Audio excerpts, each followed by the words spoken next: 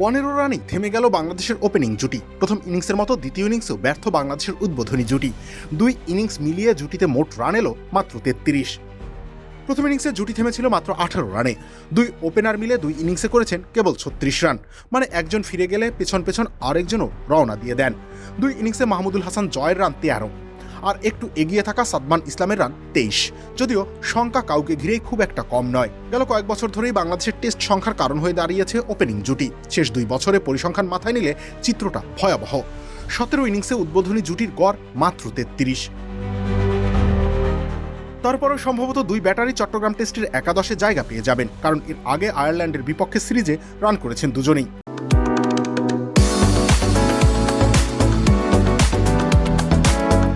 দুই টেস্টের সিরিজে 1 সেঞ্চুরি ও 1 হাফ সেঞ্চুরি সহ জয় করেন 265 রান। অন্যদিকে সাদমান দুটি হাফ সেঞ্চুরিতে করেন 193। তবে কোয়ালিটি বোলিং আক্রমণের বিরুদ্ধে দুজনের ব্যাটিং টেকনিকই বারবার প্রশ্নবিদ্ধ হচ্ছে। দুই ইনিংসেই প্রায় একইভাবে স্লিপে ক্যাচ তুলে দিয়েছেন সাদমান ইসলাম। জয় একবার এলবিডব্লিউর ফাঁদে পড়েন, একবার কট বিহাইন্ড। ব্যাট কোনো রকম প্রতিরোধই করতে পারছেন না তারা। সাদমান টেস্ট খেলেন প্রায় 8 বছর ধরে। জয় টেস্ট ক্যারিয়ারের বয়সও প্রায় 6 বছর হতে চলল, কিন্তু গড় ব্যাটিং গড়ই এখনও 30 ছুঁতে পারেনি। এটুকু পরিসংখ্যানই বলে দেয় ওপেনিং জুটিটাই এখন বাংলাদেশের মাথা ব্যথার সব থেকে বড় কারণ।